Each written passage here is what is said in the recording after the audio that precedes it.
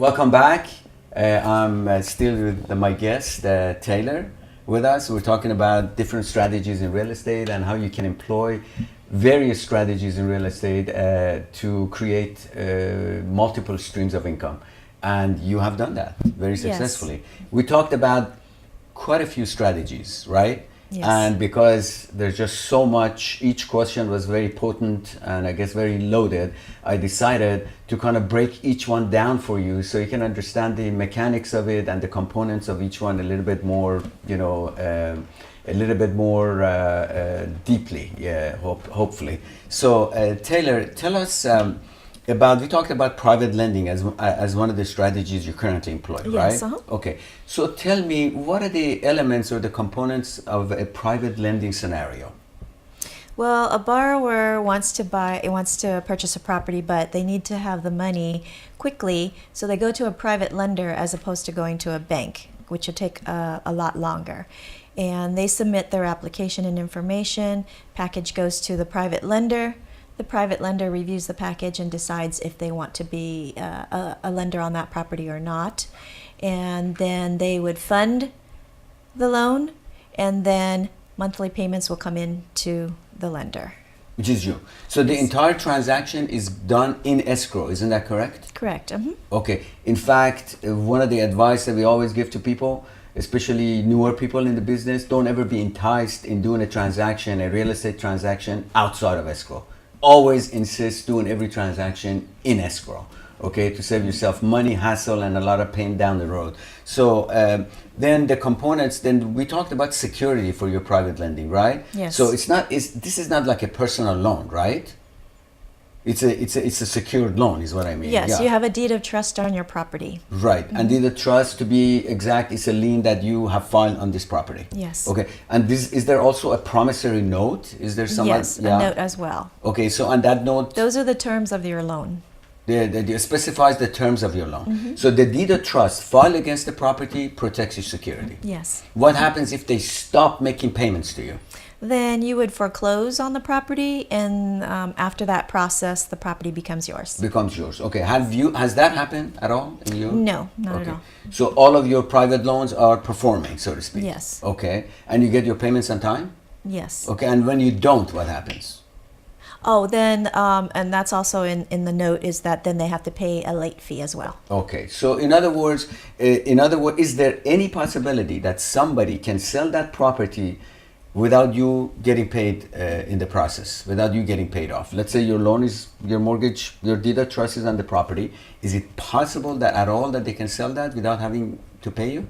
No, because when it's time to pay off the loan, we go through the escrow process again, and escrow will send you, the lender, a demand letter, and that's where you spell out everything that is still owed, the principal, if there's any late payments, for example, if there's any extension fees, anything relating to what you need to be paid off, then that gets submitted to escrow, and escrow collects all that for you and sends you a check in the end. That's right. And in reality, even if there is no possible way, I've never seen it in over 30 years of being in the business, but there is no way that they cannot pay the lender the money that's owed, because every property is insured. Title insurance protects you in the event that somebody forgets you or you don't get paid. You have title insurance, so your money is protected. So that's awesome. So that's been a very good stream of income for you. Yes. It's basically giving you a little bit more money to play with, and yes. one step closer to ultimate financial independence. Yes. Right? Okay, so tell us a little bit more about your landlording, more proactive side of the business. How has that been for you? Would you recommend that to others? Oh, well, landlording is you purchasing a property and then renting it out and getting monthly income. And for the way I'm handling it is I have property managers who handle finding the tenant, setting up the payments, and then I just receive the payments every month. And they're also the one that handles when tenants have calls about maintenance and that kind of stuff. So you're not involved in the day-to-day activity of the business, the property manager is? Correct. I don't communicate with the tenants themselves. I communicate with the property managers. Right. Is this a good strategy for a lot of people, full-time job, they have full-time job? Is that a good strategy for them to become a landlord? Would you recommend that? Yes, it's definitely less time intensive than being the one that's rehabbing the property yourself, because they handle. Well, yes, there is labor intensive at first when you're purchasing it, and then if you are doing some rehab to get it up to date to rent it out. But then after that, it's passive. Right. Once you have the tenant in place, everything becomes passive. And your rental properties, we're talking about how much have they gone up in value over the period, like 6 or 7 percentage wise. Have they doubled in value, tripled in value? In some cases, Yes. maybe. Especially the one that I got through the wholesale process. Yeah. So the reality of the situation is, while somebody else is paying the mortgage, your property value is going up. That's a fantastic, benefit of being a landlord. Are there any other inherent problems with landlording that you can think of that could be an issue for our audience? A potential problem would be if your tenant doesn't pay, but then you go through the eviction process. Eviction process. Have you ever done that? No, luckily I haven't had to do that Well, either. that's good. That means you've been a good landlord. You've also been a good private lender, and none of that stuff has happened. Well, the key thing on that too is the screening process. You want to make sure you do good screening for your good screening to find the right tenant. It's better to wait to find the right tenant than to just rent it to anybody just to get it rented out. That's right. Because there are instances, folks, out there that you're going to find as a landlord, somebody's going to drop a wad of cash on your desk and say, I want your property. And I see some landlords getting tempted and enticed by that. They take the wad of cash, people move in. All of a sudden, instead of 2 people, you're talking about 10 people living on your property, and they stop. They never make payments. And they'll be in your property for about 12 months because hey, I got really enticed by a bunch of cash. So what you're saying is your screening process is a very significant and important part of this, getting the right tenant in. Right. It's better to find the right tenant than to just get somebody in there quickly, because then you end up spending money later in the eviction process. So it really doesn't save you money by trying to get somebody in quickly. Right. Okay. So those are 2 strategies, a little bit broken down. What about the wholesaling? What do you know about wholesaling, or as you talked about, assigning your contract that you have on a property to somebody else? What does that entail? Wholesaling is you sending out marketing materials to find owners that are in distress, either themselves are in distress or their property is in distress. So they're willing to negotiate with you. You put the property under contract, you have a buyer that you then assign your contract to, and then you get an assignment fee from that. Okay, and where does your assignment fee come from? From the buyer. From the buyer, and where is it? Is it like somebody hands you a check? Usually, you go through escrow. You go through escrow, so your money comes through escrow, and all the documents is put through escrow, and you legally get paid for assigning your contract to an ultimate buyer at the end, Yes. and collecting a fee in the middle. So, is wholesaling? Does it require any money for anybody to get in? Very little, just the marketing aspect of it. Like if you're going to be sending out direct mail letters, for example, you would have that expense. Or if you're sending out texts, which is the more recent way of people handling that, is Right. There's fees to send out text. But again, it's minimal compared to going into real estate another way. Correct. Or getting into any other investment for that matter. Several of our people are VIPs at the club, and our investors are doing wholesaling and have been doing wholesaling, and they've started virtually with no money.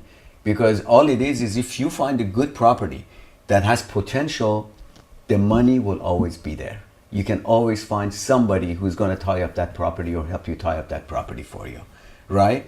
Yes. The beauty of real estate here is when you become a buyer, you have total control over the property.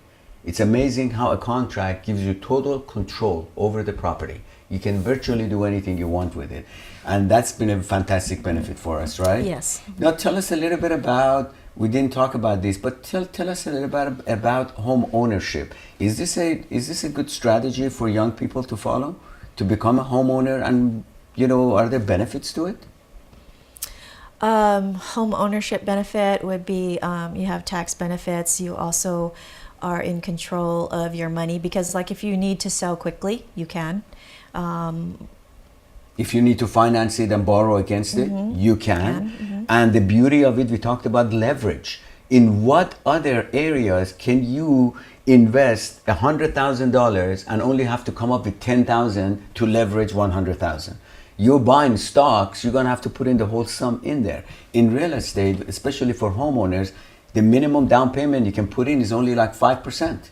So you can literally buy a property worth $500,000 with $25,000 to $50,000.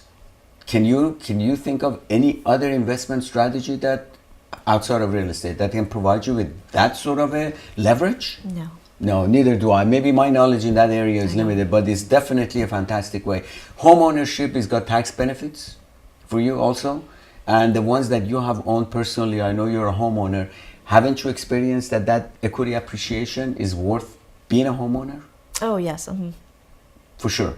Yes, because the value of your property is going up. And as it's going up, so does your home equity line of credit, with which you can use to loan money to other people, finance them, and make money with the bank's money. That's exactly what you've been doing, isn't it? Yes. That's been a pretty good strategy for you. Yes. That's awesome. What about the fix and flip? Would you recommend that as a strategy? And tell the audience a little bit about what do we mean by fix and flip? Oh, that's when you purchase a property and your intention is to fix it up and resell it quickly. And in my case, I've done fix and flips in joint ventures with others. So what about that process of rehabbing or repairing the property? Has that been a major issue for you? Well, in my case, no, because I was more the money partner in the fix and flips, but that is a key thing when you do buy a house for rehab is the fix up of the property. Right. That takes up a lot of time. I have already noticed that about you, that you're kind of like a lazy way to get to riches, right? Lazy way, private lending, using the bank's money to make money, right? I'm more the passive investor. That's right. Getting property managers to manage your, properties, and then when it comes to fix and flip, you get into projects where you just put up the money and let other people do the hard work, right? Yes. What a smart lady you are. That's fantastic. And you've been able to do all of that being full-time? Yes, because of the fact that I do more of the passive side of investing. So do people really need to put in a lot of time and effort beyond their full-time job to be able to become successful investors? Yeah, you definitely still have to put in the time and the effort, but you could do it in the evenings. Instead of watching TV, you could be working on your business, on the weekends. You can spend your time that way as well.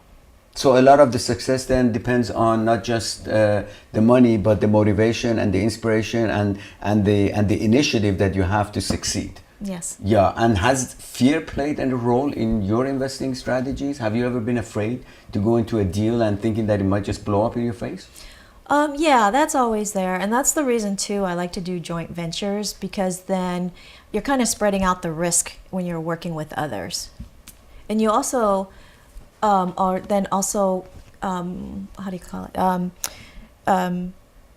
Pooling your resources that way, because maybe one partner has more skill in one area, the other partner might have skill in another area, and your other partner has a skill in another area. Then you're pooling your resources that way as well. Right. That's the essence of networking, by the way. Yes. Being able to share resources, which is a fantastic thing to do. Tell us a little bit about one other strategy that might be interesting, to our audience, and it's buying out of state, meaning out of state, out of California. What do you think about buying out of state? I know you have out of state investments, correct? Yes, I have. I invest in Phoenix. And typically, just in California and Phoenix is where I invest. Right. And why are you in Phoenix?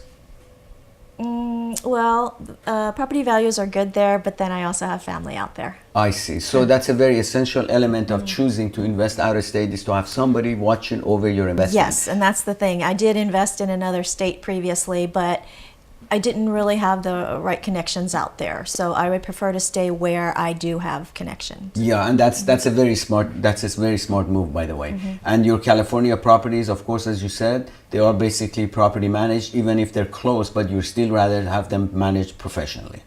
Okay. Any last words of advice for our young and beginners wanting to get into real estate?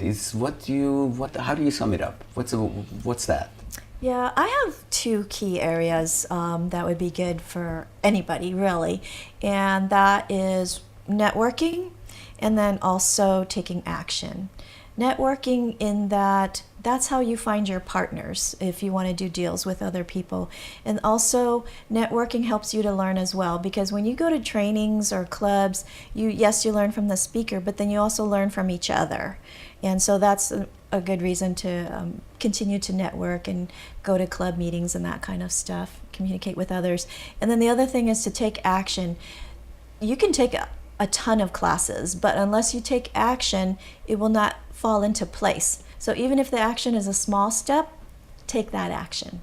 And thank you for having me. It's been a pleasure, and I just wanted to thank you all for being with us today. And if you guys got any questions, we'd like to hear from you. Future topics you would like to discuss. I'll definitely be covering more of the same with a lot of successful investors just like you, just like me, that are out there and want to succeed in this business. And many of them think that, hey, I need a lot of money, I need a lot of resources, I gotta be connected, I gotta be tall, I gotta be, looking this way. None of that is true. It's all here. It's all here and here. Okay, if you got the right attitude and you got the heart and the courage to take action, you can achieve financial independence. And we have proven it, with our people, and I'm sure we can help you out too. Any information, please feel free to contact us. Thank you so much for being with us, and bye for now.